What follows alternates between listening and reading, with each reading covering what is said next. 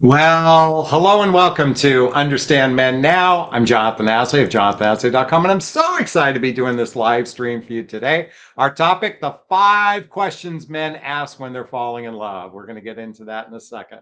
Really quickly, if you're brand new to my YouTube channel, please hit the subscribe button, hit the bell so you can be notified of new videos. And if any time during this video the content resonates with you, please hit that like button so I can be seen in the YouTube algorithms. Really quickly, my coaching is what I call heart-centered radical honesty. It's direct, a little tough love, and a lot of heart. And occasionally I use expletives to enhance a sentence. So if an F-bomb or two isn't your cup of tea, I suggest logging off right now. Lastly, these are my thoughts, my perceptions, my opinions. By no means do I suggest this is the truth. You have to decide the truth for yourself. I'm a bit of a contrarian, so my advice goes contrary to public opinion and traditional expectations. So all I ask is you give me a chance. All right, let's talk about those 5 questions men ask when they're falling in love. So really quickly, I want to be transparent with you. I saw this title posted by several of my contemporaries. And what was interesting is they approached it from the perspective of the 5 questions they ask themselves when they fall in love. But I thought about what kind of hints, what kind of questions are men asking you when they really like you, when they really are starting to have feelings for you beyond the surface? So I thought we'd dig in from the perspective of what you might be hearing versus what they might be saying inside their head. Now, I want to start this broadcast by saying I had a great week last week. Last week, I had 2 clients reach out to me. One who just finished my my private coaching program about 4 months earlier, and she told me, gave me the heads up that she's been in a 6-week relationship and they're inseparable. And she said she knows the difference. She knows the difference, and that's one of the things I like about when I work with a client is when they meet men, they can tell the difference. The men who are actually leaning into love versus those men who are love bombing, those men who are coming on strong only to disappear later. And then my other client who worked with me about 7 months ago, well, she texted me to tell me that she got engaged. And I was so happy for her. And I'll be candid with you, I don't think she'd mind me sharing this, is that she lives in Alaska of all places. And I really thought it was going to be hard for her to meet someone in Alaska. Although in retrospect, there's probably more men in Alaska than there are women. So ladies, if you want to go to a target rich environment, you may want to move to Alaska. Not that I'm recommending that, but I was very excited for her. So it was a really great week.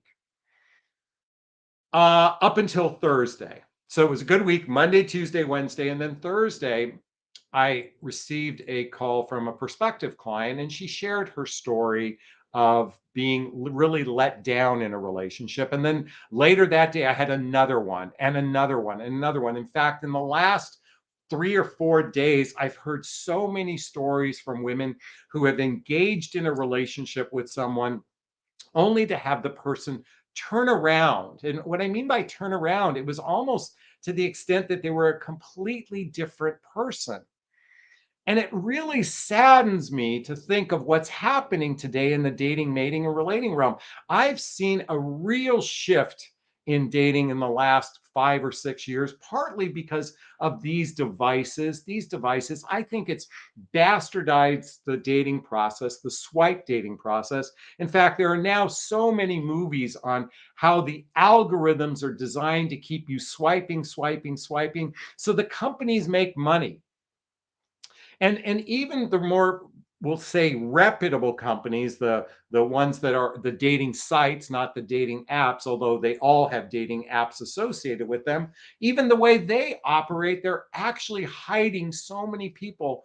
In other words, hiding your ability to meet people. And it's becoming very distressing that the system is designed to keep everyone in failure mode. Let me repeat that. The system is designed to keep everyone in failure mode. In fact, I don't know if you saw the recent Matrix movie, The Matrix 4, but it said negative emotions now generates more energy than positive emotion. People who are hypersensitive, what their emotional state is in a state of anxiety, depression, and flux. To keep people in a flux actually promotes more energy. And it really saddens me. And I do believe that dating triggers our number one emotional health issue that's plagued most everyone us on the inside is suffering in some way, shape, or form of not feeling good enough, not feeling likable, and not feeling lovable. And imagine this, and it saddens me because I'm seeing a habitual experiences from my women and myself included, where you get all excited about someone and then there's a letdown, and you get excited about someone and there's a letdown. And I spend a tremendous amount of time, a tremendous amount of brain power asking myself, how can we do this better? How can this dating process be better? Because the reality is these days we're meeting total strangers. And when we're meeting strangers, we really know nothing about them. And if they don't have either a social media footprint, or they don't have any friends in their town, and they're not connected with their family, and there's like 5 degrees of separation from you and the other person, it makes it very difficult to feel a level of trust. And I'm not saying this to scare people. I'm saying this to actually wake human beings up, to wake human beings up. It's time to not look at this dating process from a naive perspective. I know many of my contemporaries got married at a young age, and these are people who are relatively emotionally mature, and they met someone else who was relatively emotionally mature, and they started families with them. But for our age bracket, it's a fucking shit show out there. And I'm sad to say, I think it requires being way more diligent in the beginning phase so we avoid going down the rabbit hole with the wrong person. This is why I've been lately recommending this book. If you haven't read it, by Malcolm Gladwell, Talking to Strangers, what we should know about the people we don't know. And part of why I'm saying this, it's interesting. I've been reading this book by the founder of eHarmony. It's called Two Dates or Less, by the founder of eHarmony. And why am I bringing this up is it talks about the 25 the qualities that are most must-haves to determine compatibility.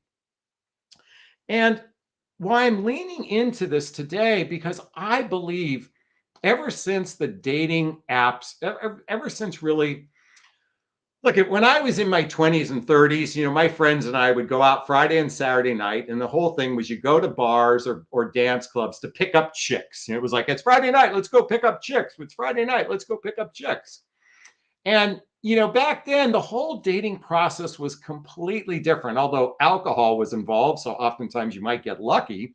And I'm not professing that's the right way of going about it, but it was a whole different organic feeling. In fact, when I met my ex-wife, not only did she know several of my closest friends, she grew up in the city right next door to me.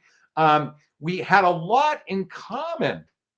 And while it didn't work out, and that's okay, because we have a couple beautiful children from the process, although sadly Connor's not here. Oh, sorry, that affected me. Um, for those who don't know, I lost a child a few years ago. So when I shared that, it just totally brought it all right in my consciousness. So let me bring it back to where I was going.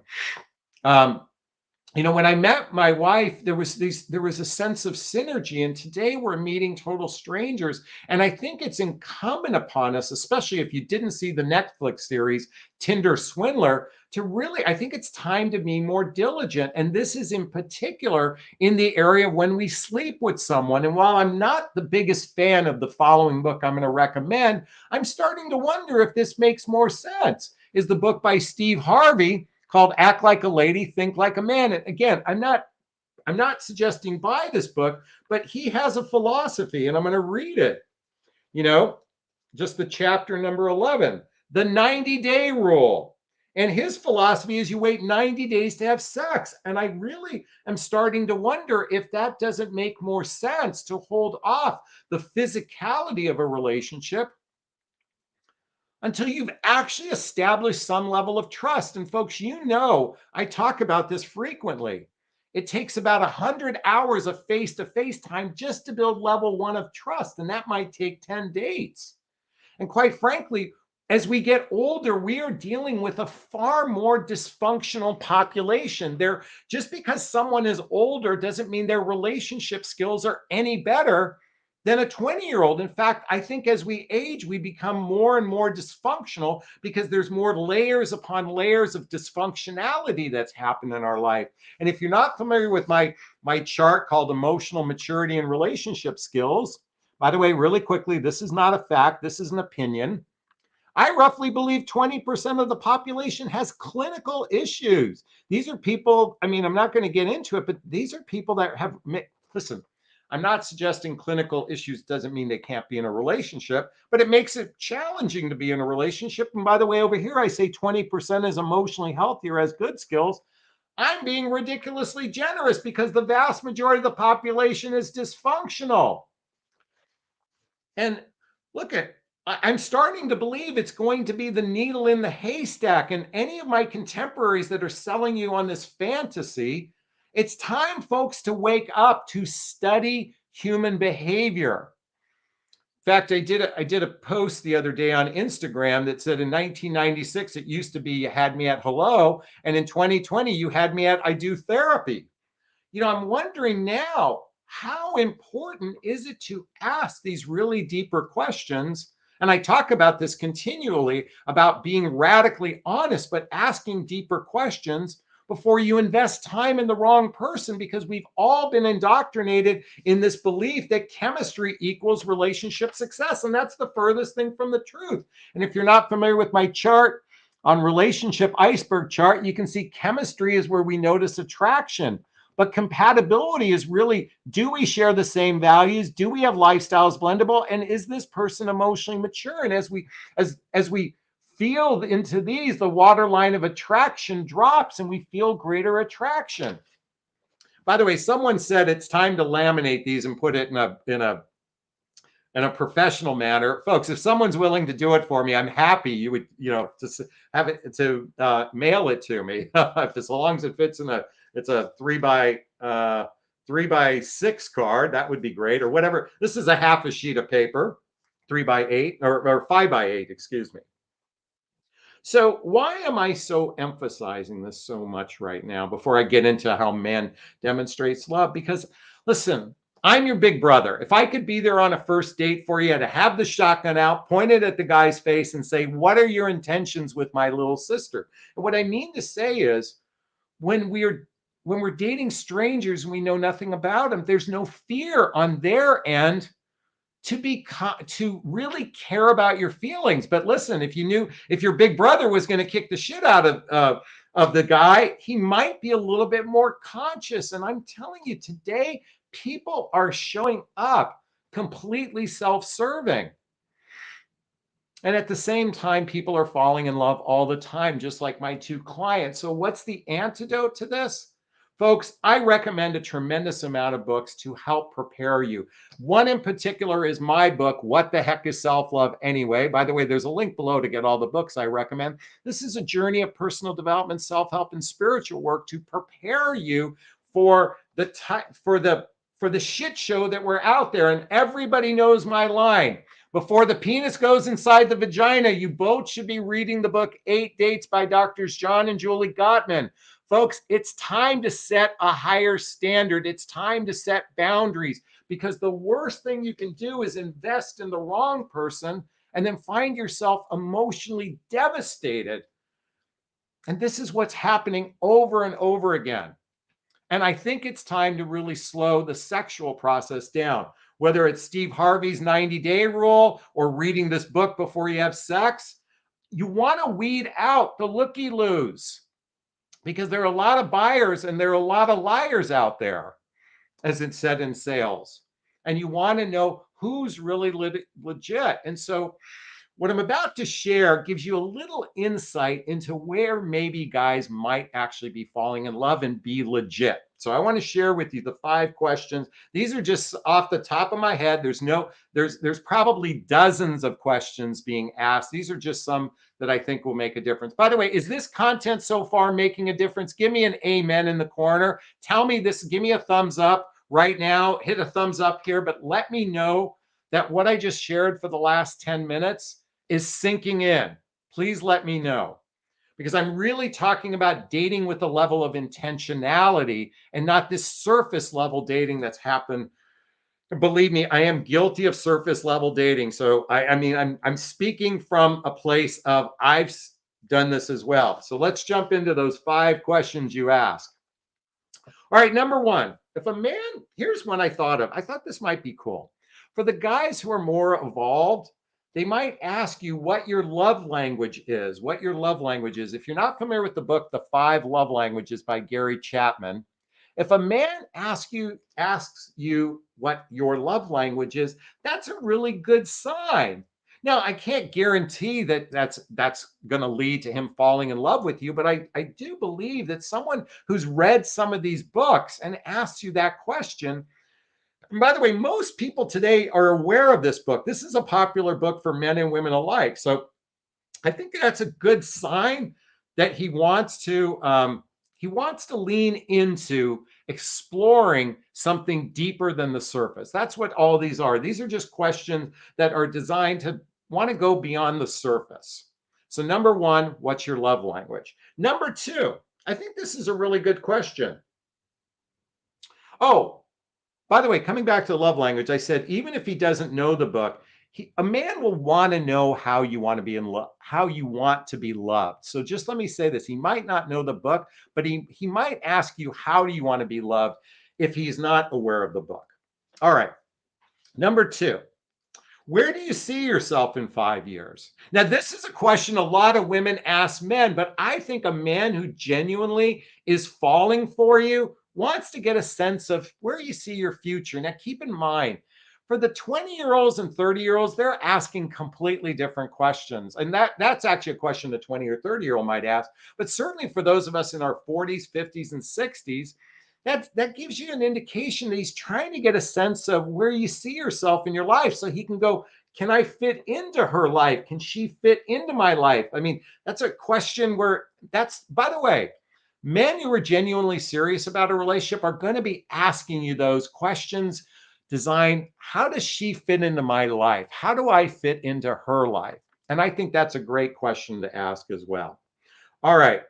Um, so next, number three, I thought this was a cute one.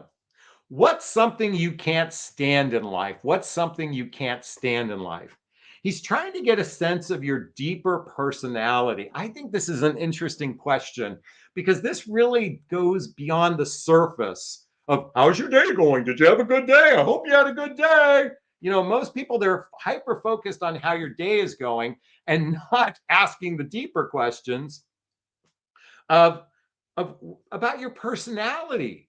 By the way, one of the things in the book 8 Dates, it talks about the importance of discussing.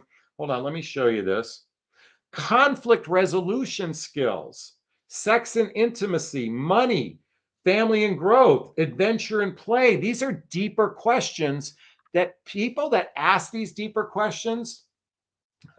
Someone wrote 5 years from now, I hope I'm alive and healthy. I love that one. But asking these deeper questions gives you a sense that they want to know more about you than the surface. And number four, and I actually got this from a younger gentleman. He was in his mid 30s, and one of his primary criteria centered around financial status. So the question is, what's your financial history or status? Because money plays a big role in the survival today. Folks, 80% of Americans make less than $100,000 a year, and the significant population in the of the midlife or divorce. So there's alimony, child support, visitation rights, raising children. And money is a big component of this. So I was speaking of this 30-year-old man. One of his main criteria, his non negotiable, was I don't want to date someone who's in debt. And that was because he was in relationship with several women who had major continual money problems. So I think a man who asks you about money is actually not, listen, I know they could be trying to scam you. I'm talking about a more evolved relationship than a first, second, or third date. But I think it's important to understand that's a critical question to determine compatibility with one another. And number five, and again, There's dozens of questions a man might ask. These are just five that I shared. I love this question because it's something near and dear to my heart. Because the question is, what's your greatest passion and what brings you joy? What is your greatest passion and what brings you joy? I think that's a question that a man who's only in it for the short run, he's not going to ask most of these questions. But when a man asks, what's your greatest passion? What's your joy? That's someone who really wants to get to know you beyond the surface. And that's what this is all about. Because, folks, as I shared with you, it's a fucking shit show out there. I mean, can we agree? It's a mess out there dating, and it is not going to get any better. This whole, by the way, part of it is because the world is in chaos right now. There is so much emotional chaos going right now. Just to actually find two people that are compatible with one another is becoming progressively harder.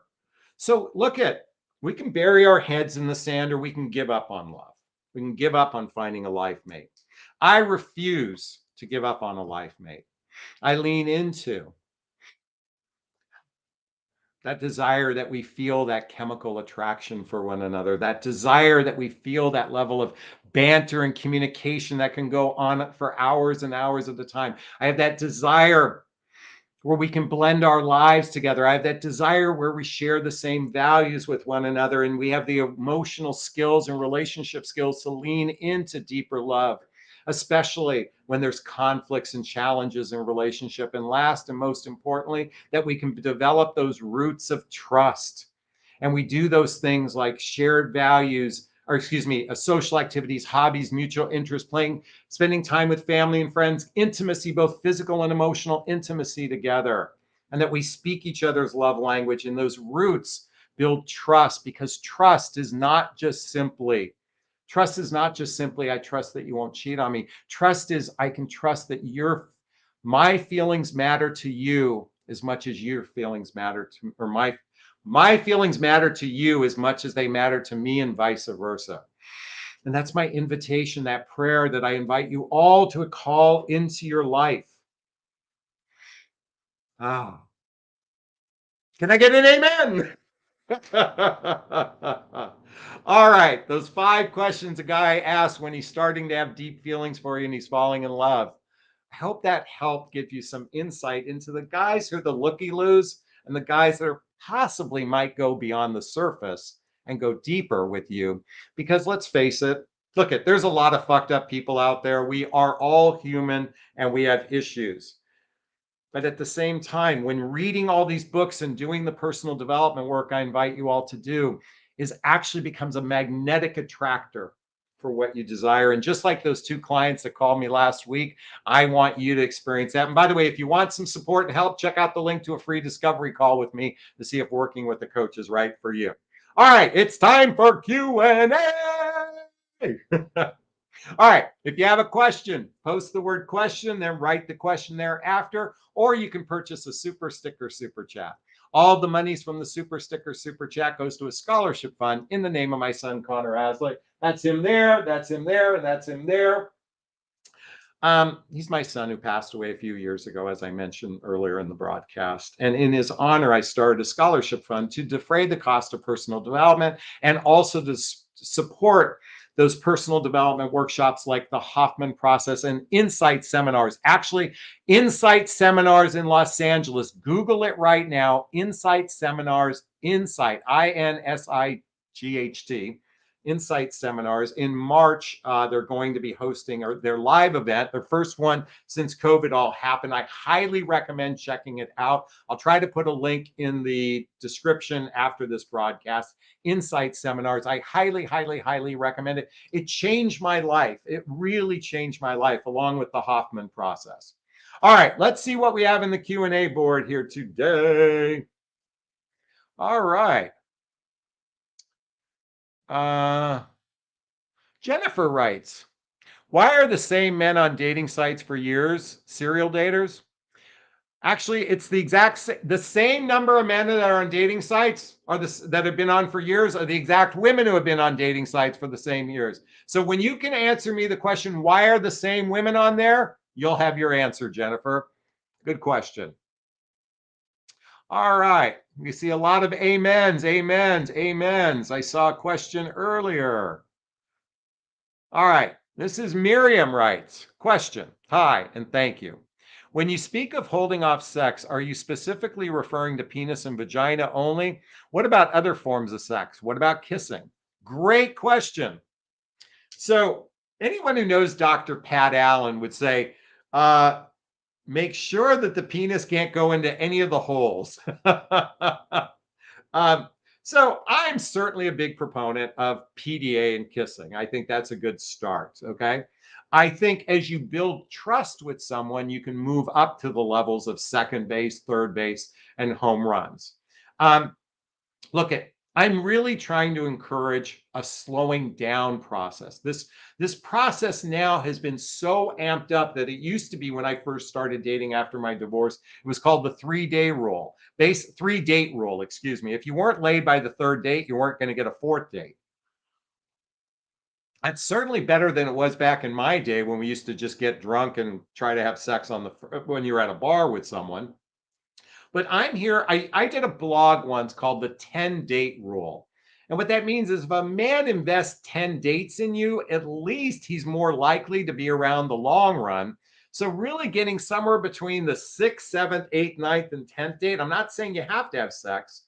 I'm saying here, vet the motherfucker because I'm not there with the shotgun at pointing at his nose and saying, what are your intentions with my sister? So, I'm here to say, okay, sex is basically free. There's no barely do you need commitment. Do you know how many women I speak to who have been in a relate they've been with somebody for 5 months and they've never discussed monogamy and exclusivity. Think about that. 5 months, they haven't discussed monogamy and exclusivity, but they're fucking each other on a regular basis. I mean, I don't know. Maybe I'm a Puritan. Maybe I'm not designed for this generation anymore. And by the way, I'm guilty of this, so I can't say this, but as a coach, I think it's time to go back to a not a traditional way of dating because I'm here to acknowledge a different. I'm here to encourage asking much deeper questions to determine compatibility. Coming back to the book Two Dates, this is really an interesting book to really determine because what the founder of eHarmony, I'm not here to recommend eHarmony, but his philosophy is if you take compatibility and ignite it with chemistry, that's a winning recipe. But these days we focus on chemistry, we have sex, and then we find out we're incompatible with people. And by the way, I'm here to profess I'm doing my own part to be due diligent about this and not jump into it. And I'm guilty over the years times, but I think one of the reasons why I've been single for a little bit longer than I expected is because finding a real compatible partner who meets me where I want to be met beyond the bedroom in compatibility so we can create that tapestry together is progressively getting harder, especially with an environment where it's so divisive here in the United States. It's Democrats or Republicans, it's mask, it's no mask, it's war, this. I mean, I'm going to blow up thinking about it. At the same time, I still hold hope. I have my prayer. I have my prayer. And I hold on to that prayer because I trust that the universe, God, universe, spirit, Gus, has my back. And no matter when it happens, and even if it doesn't happen, I know that I'm in a space of loving myself. And that's my invitation for all of you. All right. So coming back to your question, you know what, you can do whatever you want, but let me put it to you this way. I don't think I'd go on a third, fourth, or fifth date if we weren't kissing, at least that. But that's just me. You have to decide that for yourself. Thank you so much for that question, Miriam. All right, let's go swimming. Question. Oh, Miriam again. Oh, same question. Excuse me. um, let's see. Question. Holly. Okay. Question. Had a date with a guy. He said he didn't have any spark with me. He didn't want to see me again. What should I have said to him? Thank you. There's an old saying, rejection is God's protection. But you know what I appreciate? You know what? He was honest. I've now been saying that. You know, I've had a situation where I had a date with someone. We had a good time, but I just wasn't feeling emotional connection with them. Actually, it was 3 dates.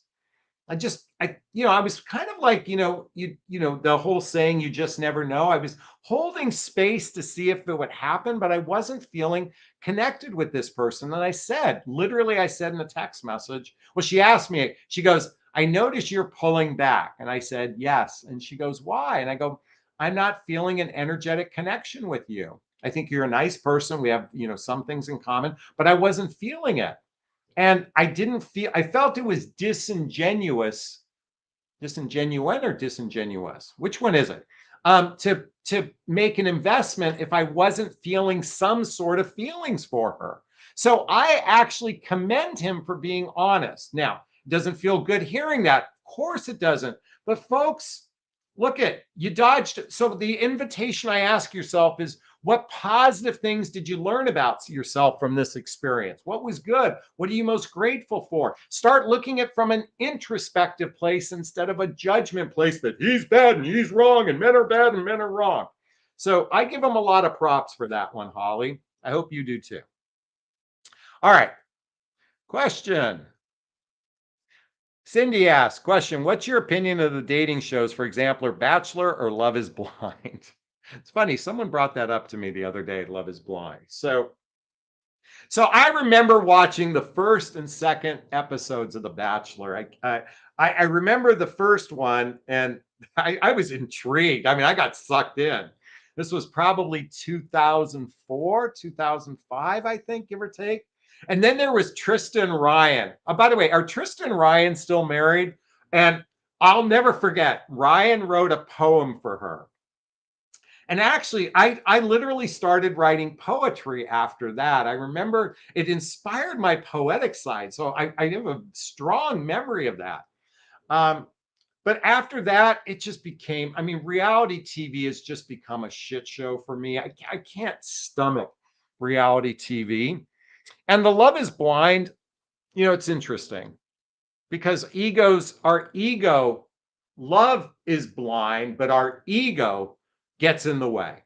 I'm going to repeat that. Love is blind, but our ego can absolutely get in the way. And I think there was that one couple in the first season where he was a personal trainer. She was blonde. I think he was Latin descent or something. And when she saw him, you could just see the look. When she finally saw him, I mean, I thought she was going to throw up. And I felt bad for him because the poor guy was trying so hard after they madly fell in love with each other across the screen. But our egos do play a part of it because that wasn't love operating. In fact, I've witnessed women who have been with men who are completely unattractive. Look at oh, my favorite, Donna Dixon and Dan Aykroyd. Okay, not a very good-looking guy, Dan Aykroyd, but boy, Donna Dixon. I mean, I was in love with Donna Dixon back in the day. Sunny, sunny, sunny, sunny, sunny. If anyone remembers that TV show.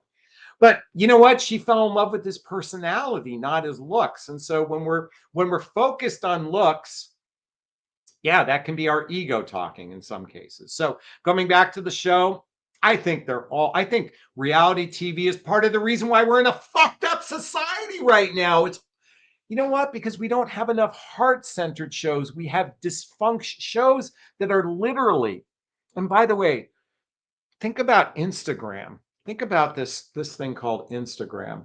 Do you know, I was watching a show the other day. I was listening to a podcast that talked about Jordan Peterson was interviewing a woman, and she was saying how young girls are committing suicide at rates never seen before because technology has made it so prevalent, social media fear of missing out has created such anxiety for people in a way that never existed before. We are in a whole, because of these devices and social media, we are in a world that human beings weren't prepared, I don't believe prepared for. It's going to take generations upon generations before they're ever really prepared for the nightmare shit show we're dealing with right now. And if anyone doesn't think otherwise, I'm sorry, you're living in a fantasy world. Watch the movie Social Dilemma. And by the way, I'm using social media to connect with you, but this is my television channel. By the way, I love YouTube. Raise your hand if you love YouTube. I think YouTube is at least a great portal to connect to people. And I've actually stopped. Well, I barely am on Facebook except for my private group. By the way, there's a link below to check out my private group where I interact with members, but it's that my private group and on Facebook, and everything else I could care less about. And even Instagram, I can't stand it because it's like that pellet, that hamster trying to get the pellet. And by the way, young boys are suffering, young girls are suffering in ways that we weren't prepared for. And as parents, thank God my son isn't into Facebook or Instagram. He barely has it. I don't even think he uses it. Thank you, Colin. That's Colin right there, my oldest son. I'm happy because he's going to be moving next door to me, or nearby me. I get to see him a lot more. So, what was the question again? I get so sidetracked. Yeah, so coming back to these shows, I'm talking about reality TV. I think it's a waste of time. You know what, these days I'm almost not even watching TV anymore. I'm listening to podcasts. I'm totally immersed in Jordan Peterson and Sam Harris. Love these guys. I'm listening to the Stoics. I'm listening to so many different unique podcasts. Mark Groves. Have you heard of Mark Groves? Oh my God, I love his podcast. I think there's another podcast called The Spiritual Gangster. There's my podcast called the What Would Love Do podcast. By the way, there's a link below. So anyway, to answer your question, that's my opinion on all that. By the way, if you have another question to ask me personally like that, feel free to ask that as well. All right, Cindy, thank you so much for that. I really appreciate it. All right. Oh, Holly sends a $5 super sticker. Thank you so much. It goes to the Connor Aslay Scholarship Fund. Jennifer says, thank you for answering my question about the same men on dating sites. There are more single women than men, so they have more options. I don't know if that's true. That's the suspicion, but you know what? If it's only off by 1% either way or 2%, that's my opinion anyway. Kelly says, vetting is a process. The more you learn how to vet, the better. That is my whole coaching program, to teach you how to vet. Lucy says, why men and women lie on their age on dating sites? For me, it's a deal breaker. No trust from the beginning. Well, I guess you don't trust me because my profile fudges by 4 years. And let me just tell you, it's a very human thing to fudge on your dating profile. Listen, I was very vulnerable, authentic, and transparent. You might judge me for that. You might think I'm a liar, folks. If the day I meet a person who's never lied in their life, it's never going to happen. Everybody lies in some way, shape, or form. Mostly human beings lie to themselves. So why is there a fudging on dating apps? Because there is huge discrimination going on in the dating, mating, and rating realm due to these devices. Okay. Because when you meet someone organically, people actually, when they meet me, they're shocked to hear my age. They think I'm actually 10 years younger. Now, part of it is, thank you, mommy, daddy. There's a picture of mommy, daddy. I'm 6'2", full head of hair, and there's no gray hair yet. Well, maybe there's a little bit of gray here, a little bit of gray. So everyone thinks I'm 10 years younger. So I really don't like the age discrimination that's happening. And that's why men and women fudge on their age. I call it fudging because I'm very transparent. Actually, in one of my profiles, it says my age afterwards. So it's like it's just in the algorithms. You want to be seen in the algorithm. You can judge that person as a liar. You're more than welcome to do that. I don't judge people that way. I judge if they're lying about real things like, by the way, I won't even go down that road.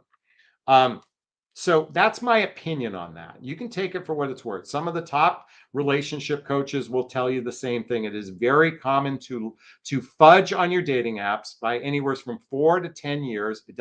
I'm not saying it's right. It's just one of those questions you might ask. In fact, I actually use it as a pre-qualifying question. I actually say, hey, I want to be transparent with you. My profile was off by 4 years. And part of the reason why I'm sharing this with you is I notice women do the same. Is your profile accurate? It actually creates the conversation to ask about if their profile is accurate. So, Lucy, look, you can judge me, you can judge folks. That's okay. I'm here to say the why is because age discrimination is a lot of people are being ruled out because most people's search criteria is usually younger and they're not considering a wider range. That's partly the why. That's the most reason why. It's not designed to deceive you. It's designed because humans want to be seen, heard, and understood and not discriminated against. And that's just my reflection on that. So thank you for that question. I really appreciate it, Lucy. And I'll understand if you don't want to watch me anymore. Okay, NVS question. Will the book 8 Dates still be helpful even though the penis has went into the vagina? Abso-fucking-lutely. This book was designed for even married couples. So no matter where you are on the stage, absolutely. Check out the book 8 Dates by Drs. John and Julie Gottman. Link below and Jonathon recommends. Thank you so much. Don says, question. You mentioned the 5 questions men ask when they want more. Is it okay for the women to ask the men the same questions first? Look at, by the way, you ever read the book by Barbara DeAngelis, Are You the One for Me? Are You the One for Me? Knowing Who's Right and Avoiding Mr. Wrong. This comes up with great questions to come up with. It's a piggyback to 8 Dates, okay? So it really is a great book to answer your question. It's thick. This is a hardcover copy. I don't know if they make it, but this is a great book. Everybody, you should be buying this book. This will change your life. Barbara DeAngelis' work is beyond brilliant, and I love her book. If you're in a relationship, How to Make Love All the Time. She is a brilliant teacher to shift the narrative from this dysfunctional fucking way we're dating today into this naive just going. And by the way, the women who listen to the book The Rules, that is, by the way, there's some good things about the book The Rules, but this whole hard to get it's all it does is attract more dysfunctional people in your life. If you're playing hard to get, that's really going to you're going to lose if you're playing that game. Okay, you're going to lose. A lot of dating advice is actually designed to trick the most dysfunctional person in your life. They don't tell you that because basically what's going to happen is when you have another failure, you're going to come back to, I don't know if that's true, but I was going to make up. But be careful of dating advice. That's all game playing rhetoric. Does anyone agree with me on this? Please give me a thumbs up. All right, we have time for a few more questions. Thank you for that one, Dawn. Okay, Princess says, what are the statistics in finding a partner? That's a great question. So, I believe roughly today, in 1950, 20% of the population was single. And I believe in 2019, 55% of the population is single. Now, it doesn't include single and or in a relationship. I think most dysfunctional human beings you can find a relationship. If you want to find a healthy, happy relationship, here's the thing. If you don't have good interviewing skills, your likelihood of a healthy, happy relationship, 1 out of 10. I'm being blunt. I mean, your chances are very slim. 2 out of 10 at best. If you do not ask better questions right from the get-go, okay? And it's very obvious today. Look, we have a divorce rate at 50%. The other half of people that are married, half of them are miserable. So it's roughly a 75% chance you are not going to find the right partner.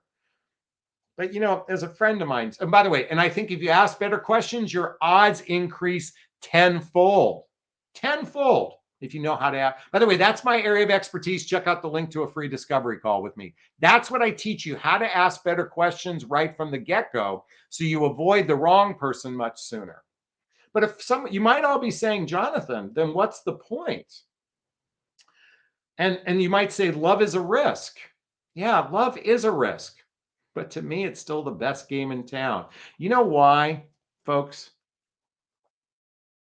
I love myself enough to know, I love myself enough to know that no matter what, the universe has my back. God, universe, spirit, everything is happening for me. When you operate from a place of spirituality, from a place of trust, you know that it doesn't matter.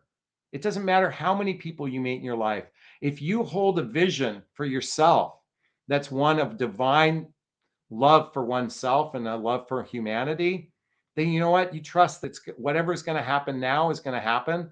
And guess what? We don't get it right this go around. We'll get it right the next go around. That's my listen. I may sound woo woo for some of you, but I still operate from that way. If you really want to read a great book, read If the Buddha Dated. If the Buddha Dated. I love this book to throw out the stupid gender rhetoric and start dating from a heart center place.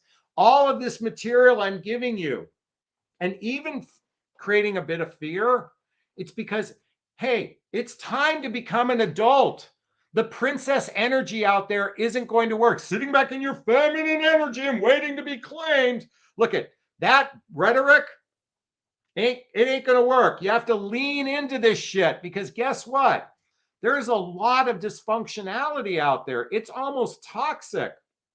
And it's time to remember that if you really want to have a great experience in life, that it starts with the relationship with yourself. Hold on a second. By the way, if you're not familiar with Esther Perel, she wrote a book called Mating in Captivity, Mating in Captivity. But she says the quality of your life is predicated by the quality of your relationships. And it starts with the relationship with yourself. And I'm going to show you my coffee mug. Sometimes you forget you're awesome. And this is your reminder. Yeah, yeah. All right. Have time for one or two more questions. Let's go swimming. Donna says, oh my gosh, you make me laugh so much every time you drop a fucking F-bomb. There we go. All right.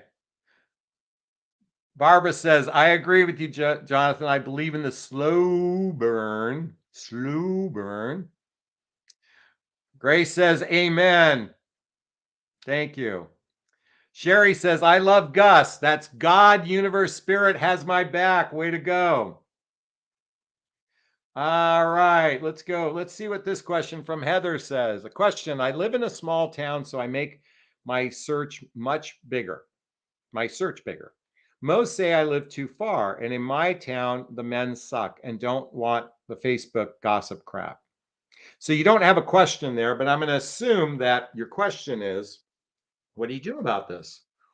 That's a tough one because proximity creates continuity. Proximity creates continuity. The further apart you are, the harder it is to really get to build those layers of trust. So, you know, my client I shared with you lives in Alaska. I have another client that's in North Dakota, which to me, this is an unfair characterization, bumfuck Egypt. But you know what? People are falling in love anywhere, everywhere. You know, but I will say this. The hardest thing is to be seen by single eligible people. That's why these dating sites were invented. But I will say this. I'm not recommending moving. I don't have a really good answer for you. I could blow smoke up your ass and say, do the things you love and you'll meet the right person. And that does work sometimes. But I can't answer that for you. But I'm going to recommend this for you, my friend. Who wrote this? Heather. It's raining, man. Start saying a prayer. It's raining good men. It's raining good men. It's raining good men. It's raining good men. It's raining healthy, emotionally healthy men. It's raining emotionally healthy men. It's raining emotionally healthy men. It's raining good men. Start singing that and trust that God, universe, spirit is going to answer that for you. That's my invitation for you. All right. You know what, folks? Oh my gosh, you're all so beautiful. Thank you so much for all the comments. Oh, I want to thank Jacqueline for the super sticker. Can I give you a big, gigantic Jonathan Bear hug? Thank you so much. Oh, I want to thank Nancy for the super sticker. I just saw this. Thank you so much, you guys. The Connor Aslay Fund is sharing their appreciation. All right. Oh, Lucy says no. I'm still a fan of Jonathon. Thank you, Lucy. I appreciate that. Appreciate you don't judge me. I'm a human being just like anyone else. I don't like being discriminated against. And I will say I've done my share of discrimination too. All right, let's see what else we have. Nicole says, do you think men are shy to ask us out? Yeah, you know what? Believe it or not, as much as I appear to be an extrovert, I find myself I'm if anyone familiar with human design, Google human design, but I'm a projector. And what that means is I need an invitation. I need that hanky dropped for me to be interested. So, or at least to feel safe enough to be interested, because it seems like every time I've chased a woman, or make I know chase, every time I've tried too hard, it never works out. But the ones who seem to make an investment in me, I'm more apt to be interested. So I'm here to say, folks, let's throw out the gender rhetoric bullshit and just start treating each other like human beings. It'd be great if the world would just start treating each other with love, kindness, and compassion. And I know there's a lot of, listen, hurt people hurt people. I get it. And I do my best to operate from that place of loving myself and everyone else, loving myself and everyone else, loving myself and everyone else. I have it on my bulletin board right there. Loving myself and everyone else. I do my best. And that's hard. It's becoming progressively harder because I really can't stand politicians. I can't stand the news media. I try really hard, and I really despise every politician and every news person. So I'm not watching it because I'm finding it harder and harder to love. And yet I send them love because you know what? It's a shit show out there.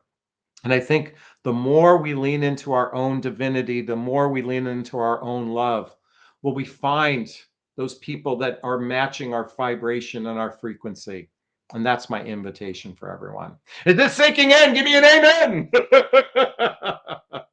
All right. I think this will be a great place to wrap up today. We have lots of comments. Oh, more super stickers. Christina, thank you so much for the super sticker. I really appreciate it. I saw another one. Grace, oh, Connor's going to be so happy.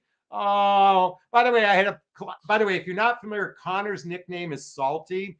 I had this weekend 3 people send me pictures with Salty on it, t-shirts and that sort of thing. That makes my day. So, everyone, from the bottom of my heart, thank you so much. We're going to wrap up this video. The 5 questions men ask when they fall in love with you. Really quickly, they are: what is your love language? Where do you see yourself in 5 years? What's something you can't stand in life? What's your financial history or status? And what's your greatest passion, or what brings you joy? I hope you found value in this. If you did, please share this with your friends. Please check out my book, What the Heck is Self-Love Anyway? Check out the discovery call with me. Please like this video. From the bottom of my heart, I hope you found value. If I'm making a difference in your life, please say, Jonathon, you're making a difference before this podcast or this episode runs out. I'd love to hear those hear that this is making a difference in your life. All right.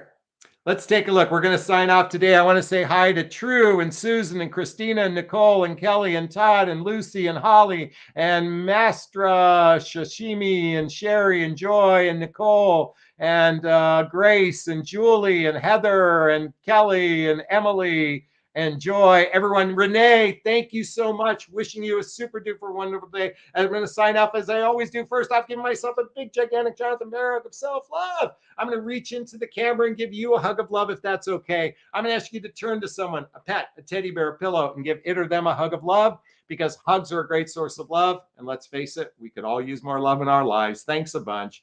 Bye, everyone. Bye, bye, bye, bye, bye, bye, bye.